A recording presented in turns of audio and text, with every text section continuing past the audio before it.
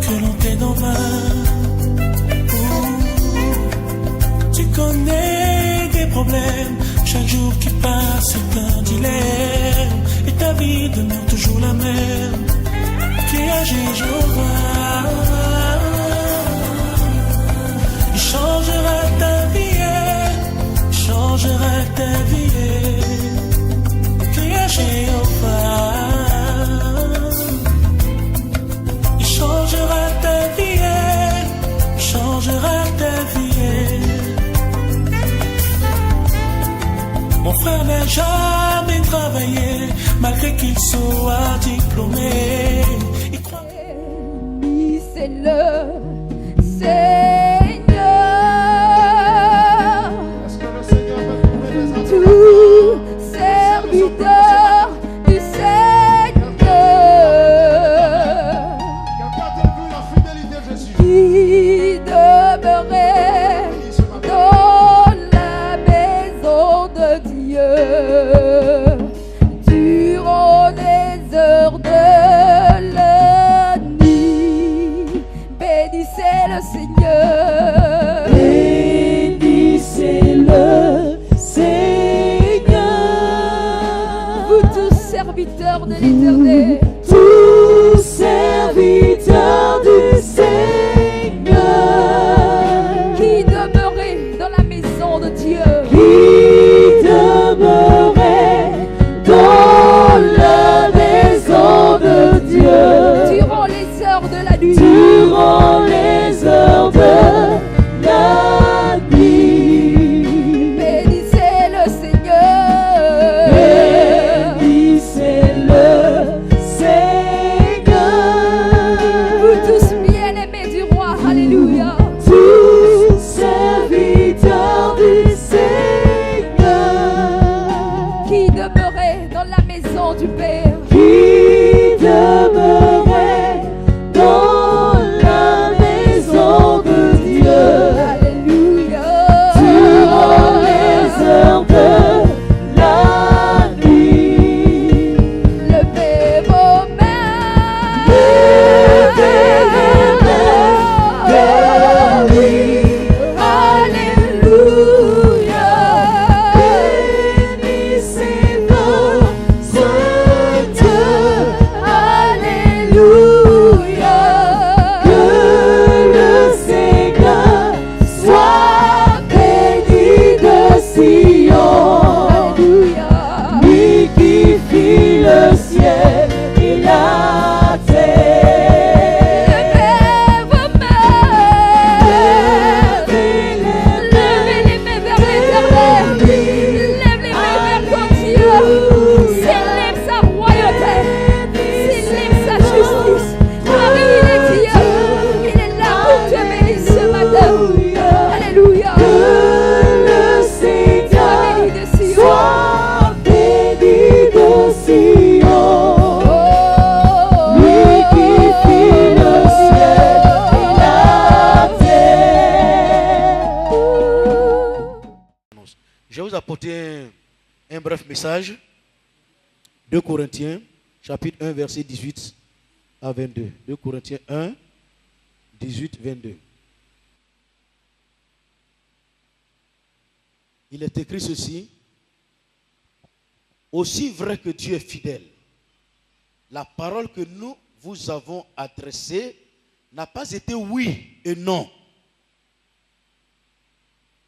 Car le Fils de Dieu Jésus-Christ, qui a été prêché par nous au milieu de vous, par moi et par Sylvain, ou Silas, et par Timothée, n'a pas été oui et non, mais c'est oui qui a été en lui. Car pour ce qui concerne toutes les promesses de Dieu, c'est en lui que le oui. C'est pourquoi encore l'amen par lui est prononcé par nous à la gloire de Dieu. Et celui qui nous a fermés avec vous en Christ et qui nous a oué, c'est Dieu, lequel nous a aussi marqués d'un sceau et a mis dans nos cœurs les arts de l'esprit. Amen. C'est le message que j'ai pour vous ce matin.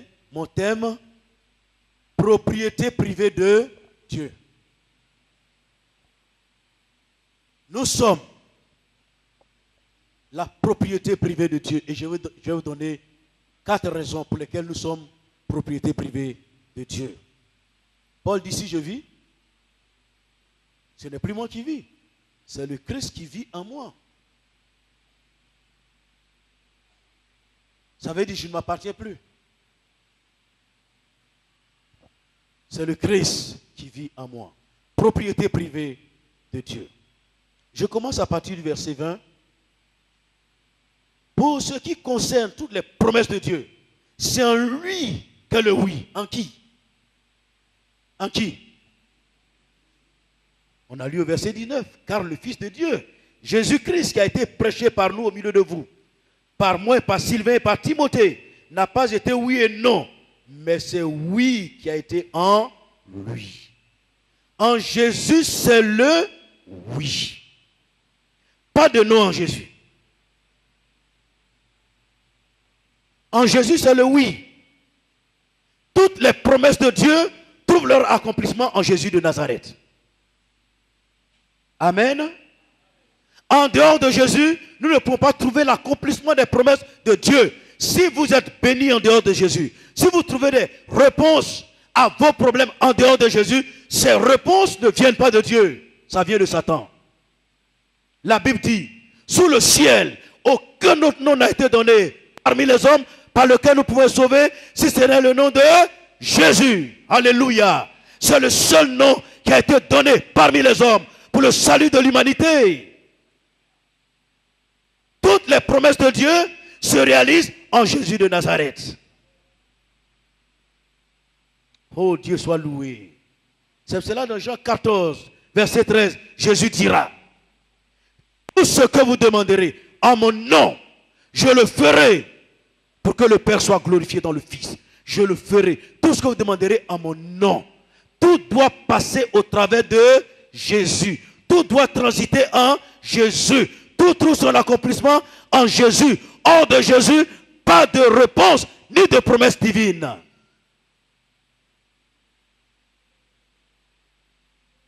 Cela veut dire que Dieu ne nous donne et ne nous promet ou ne réalise les choses uniquement quand Jésus-Christ, son Fils bien-aimé. C'est en Jésus que tout se réalise. Le oui est prononcé en Jésus. Si Jésus n'a pas dit oui, le Père ne peut rien te donner et le Saint-Esprit ne peut pas agir en toi. Le oui se trouve en Jésus de Nazareth. Pas en un prophète, pas en un saint ou une sainte, aussi saint soit-il, ni en Pierre, ni en Paul, ni en Jean, mais en Jésus le Christ, le Fils de Dieu. C'est en lui seul que se trouve l'accomplissement des promesses de Dieu. Alléluia. Il est le médiateur.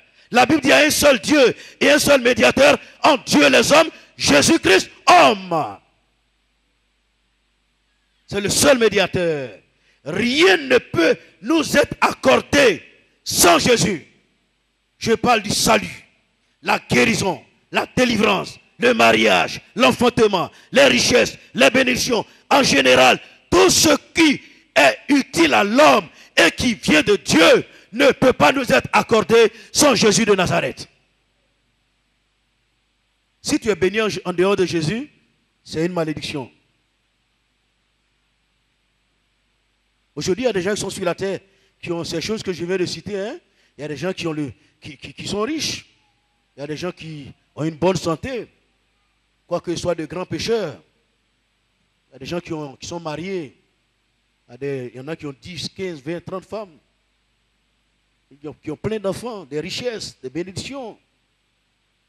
Mais si ce n'est pas passé par Jésus pour t'arriver, ce n'est pas une bénédiction de Dieu. Ça vient de Satan. Les promesses de Dieu trouvent leur accomplissement en Jésus. Veux-tu être sauvé? La Bible dit, quiconque invoquera le nom du Seigneur sera sauvé. Crois au Seigneur Jésus et tu seras sauvé, toi et ta famille. Le salut se trouve dans le nom puissant de Jésus de Nazareth. Alléluia. Alléluia. La Bible dit, si tu crois dans ton cœur que Christ est mort pour tes péchés et que Dieu l'a ressuscité d'entre les morts, et si de ta bouche tu proclames que Jésus est Seigneur, alors tu seras sauvé. Tu ne peux pas être sauvé autrement. Non, ce n'est pas possible. Veux-tu être sauvé? Crois en Jésus. Parce que le oui pour ton salut se trouve en Jésus. La guérison, le oui pour ta guérison se trouve en Jésus.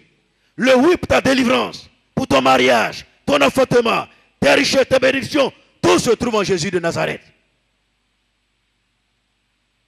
C'est lui qui bénit, c'est lui qui donne. La grâce se trouve en lui.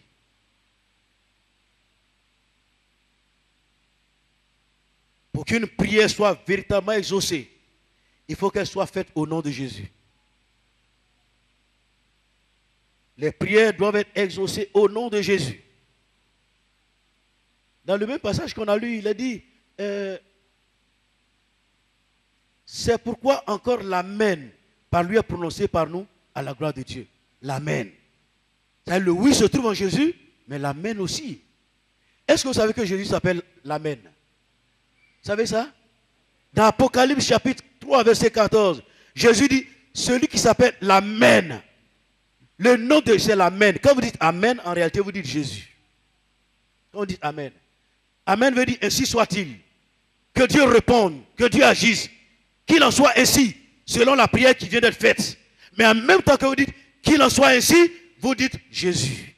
Alléluia. Alléluia. C'est pour cela que nous disons Amen.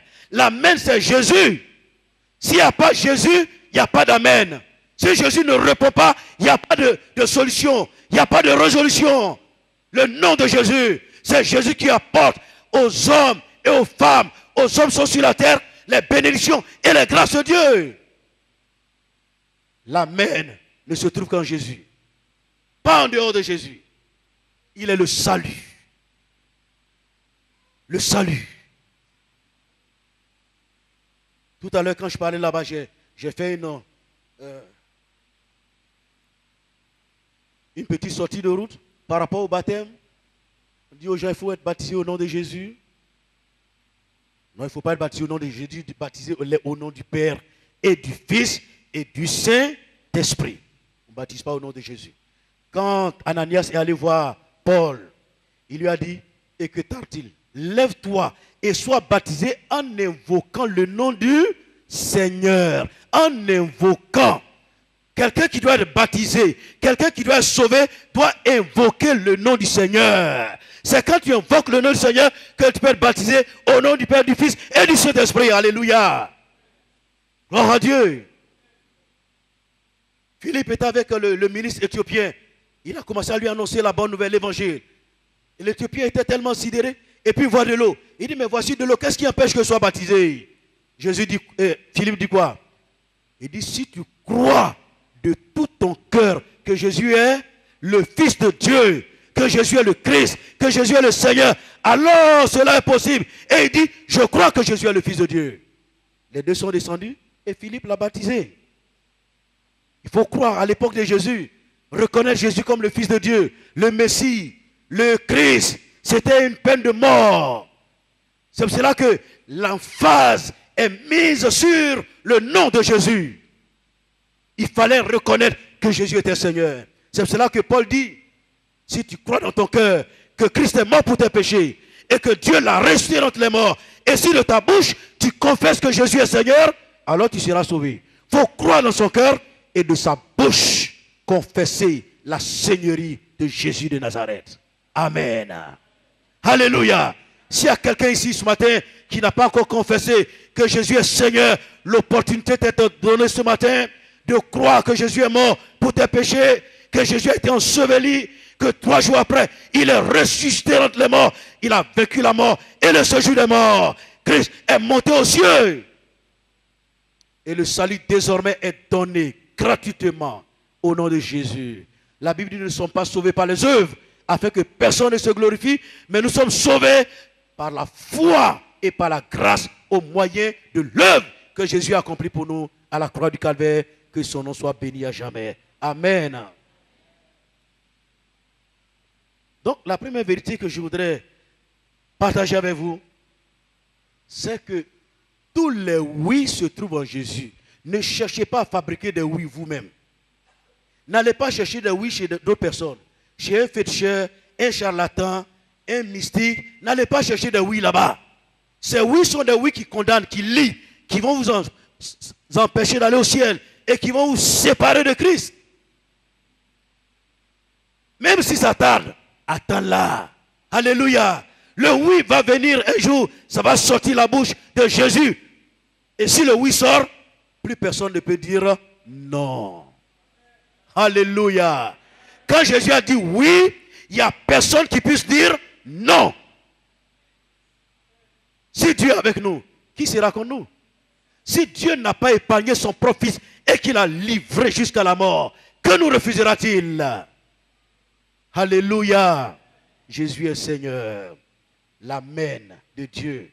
Deuxième vérité, pour aller rapidement à cause du temps qui a tourné. Deuxième vérité. Il est dit au verset 21. Et celui qui nous a fermés avec vous en Christ et qui nous a oint. Deuxième vérité, l'onction. Qui nous a oint. Dans l'Ancien Testament, l'onction se donnait par de l'huile. Quand on veut oindre un roi, un prophète, un sacrificateur, on prenait de l'huile dans une corne et puis on versait sur sa tête. Mais il fallait quelqu'un de mandaté pour le faire. On te verse sur la tête. Quand l'huile est versée sur toi, comme l'huile est un des symboles du Saint-Esprit, ça veut dire que l'Esprit de Dieu vient sur toi. Souvent, quand l'huile te touche, le Saint-Esprit se saisit de toi et s'empare de toi. C'est l'onction. Mais l'Ancien Testament est l'homme des choses. La réalité est en Christ. L'homme était dans l'Ancien Testament. Dans le Nouveau Testament, nous avons la réalité. En Jésus, nous avons le vrai, la réalité. L'Ancien Testament, c'est des images. C'est comme au primaire, on enseigne les élèves, les enfants, avec des images. Mais à l'université, on n'a plus besoin d'images. La réalité est en Jésus. Donc, l'onction. Qu'est-ce que l'onction? Qu'est-ce qu'elle est oint? Quelqu'un qui est oint, c'est quelqu'un sur qui on a versé de l'huile. En réalité, c'est quelqu'un qui est consacré. C'est quelqu'un qui est mis à part. C'est un intouchable par Satan, parce que la personne est mise à part par Dieu. Un oint, c'est un consacré. C'est un homme mis à part par Dieu. C'est un racheté de Jésus de Nazareth. C'est quelqu'un qui est précieux aux yeux de Dieu. C'est quelqu'un qui a de la valeur, qui est important.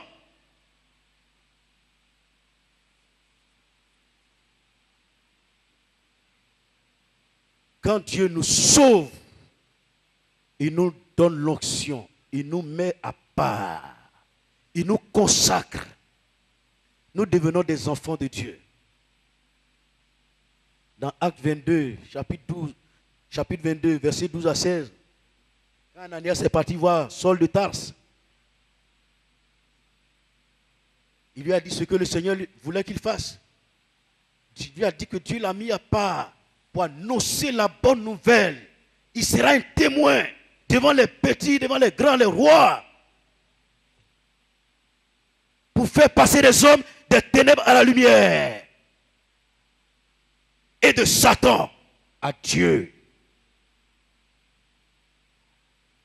Saul a été quelqu'un qui a persécuté l'église, mais quand Dieu l'a sauvé et qu'il l'a mis à part, il a mis sur lui l'onction pour qu'il aille dans le monde prêcher la bonne nouvelle, pour que les hommes passent de Satan à Dieu et des ténèbres à la lumière, que les hommes voient la gloire de Dieu, la puissance de Dieu et l'onction de Dieu. C'est pour cela que Saul a été racheté. Et quand Dieu nous rachète, c'est la même pensée que Dieu a pour nous. Que nous soyons des oints, des gens mis à part, des gens consacrés, des gens envoyés pour annoncer la bonne nouvelle. Alléluia. Alléluia. Quelqu'un qui est oint, c'est quelqu'un qui a de la valeur. La dernière fois, la semaine, j'étais à LMTV. Vous savez que nous avons l'émission qui passe tous les vendredis à 9h. Et dans la prédication, je crois que je le dis ici souvent, dans Luc 4, quand Jésus dit, l'Esprit du Seigneur est sur moi, parce qu'il m'a oint. Jésus était conscient que l'Esprit de Dieu était sur lui et qu'il était loin. C'est ça qui fait la force du chrétien. Si tu n'es pas conscient que tu es loin de l'Esprit de Dieu, si tu n'es pas conscient que tu as l'Esprit de Dieu sur toi et en toi, alors tu vas vaciller. Tu vas vaciller. C'est pour cela qu'il y a beaucoup de chrétiens qui n'ont pas l'assurance de leur salut. Ils vont à gauche, ils vont à droite. Ils ne sont pas stables, ils n'ont pas l'assurance. Ils n'ont pas l'assurance de leur salut. Jésus dit, l'Esprit du Seigneur est sur moi, parce qu'il m'a oint pour annoncer la bonne nouvelle aux pauvres. Dieu m'a donné l'onction, Dieu m'a consacré, Dieu m'a mis à part. Il m'a donné de son esprit et de sa puissance pour faire l'œuvre de Dieu. Dans Juge 6, nous avons un homme du nom de Gédéon. L'ange de l'Éternel lui apparaît. Vous savez, quand on parle de l'ange de l'Éternel, on parle de Jésus-Christ avant son incarnation. Donc c'est une théophanie, apparition de Dieu ou Christophanie. Donc Dieu apparaît à Gédéon. On dit l'ange de l'Éternel. Et quand Gédéon l'a vu, il a su que c'était l'ange de l'Éternel. On parle de lui comme l'ange de l'Éternel, comme l'Éternel. Donc c'est Dieu qui était devant lui. Et puis il voit Gédéon en train de battre du froment alors que Israël était sous l'esclavage, dominé par les Philistins. Parce qu'ils avaient adoré les dieux des Amoréens et Dieu les avait livrés. Donc les Philistins les maltraitaient. Dieu apparaît à Gédéon et la première chose que Dieu lui dit, il dit vaillant héros. C'est la salutation de Dieu ça. Vaillant héros. Il dit il dit Dieu, l'Éternel est avec toi. Il dit mais si Dieu est avec nous, pourquoi toutes ces choses nous sont-elles arrivées? Hein? Ce que nos pères nous racontaient, comment Dieu a fendu la mer rouge, et Dieu a fait tel miracle, il a opéré tel prodige. Mais si Dieu est avec nous, pourquoi tous ces malheurs? Regardez quelqu'un, Dieu l'appelle vaillant héros, ce qu'il fait, il se met à murmurer, il se met à maugréer. Au lieu de saisir la parole de Dieu au mot et d'agir selon cette parole, il se met à murmurer. Quand Dieu le regarde, quand Dieu le voit, Dieu voit en lui un vaillant héros, un homme d'onction, un homme de puissance, un homme d'autorité, un homme de foi. Mais Gédéon se voyait comme un misérable. Réveillez celui qui dort là-bas. On ne dort pas ici. Quand je prêche, on ne dort pas. Je vous l'ai déjà dit. Celui qui dort le réveille publiquement. Voyez, tu dors publiquement. Réveillez-vous et puis assieds-toi bien. Alléluia. Dieu nous a donné l'onction. Et nous devons en être conscients de cette onction.